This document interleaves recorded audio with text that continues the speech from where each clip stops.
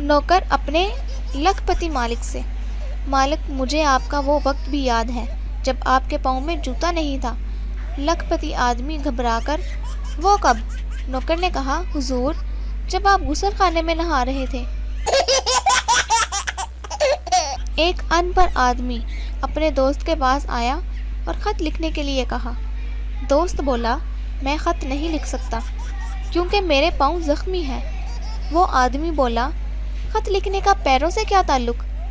دوست بولا: بات یہ ہے کہ کوئی شخص بھی میرا لکھا ہوا خط نہیں پڑھ سکتا، اس لیے خط کا مطلب سمجھانے کے لیے مجھے خود ہی جانا پڑتا ہے۔ ایک میم صاحبہ نمائش دیکھنے گئیں۔ تمام تصویروں کو بڑے غور سے دیکھنے کے بعد میم صاحبہ مصور سے طنزیہ انداز میں بولی: مصور صاحب، شاید یہ تصویر آپ کی بدصورتی کا نمونہ ہے۔ مصور بولا: نہیں محترمہ، یہ تصویر نہیں، آئینہ ہے، اور آئینے میں آپ کا عکس جمال نظر آ رہا ہے۔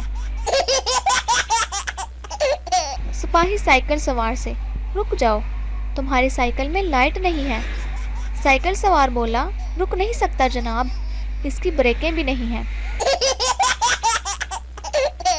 مجسٹریٹ ملزم سے: تم مسجد سے پرانے جوتے کیوں اٹھاتے ہو؟ ملزم گھبرا کر: غلطی ہو گئی حضور، آئندہ نئے جوتے اٹھاؤں گا۔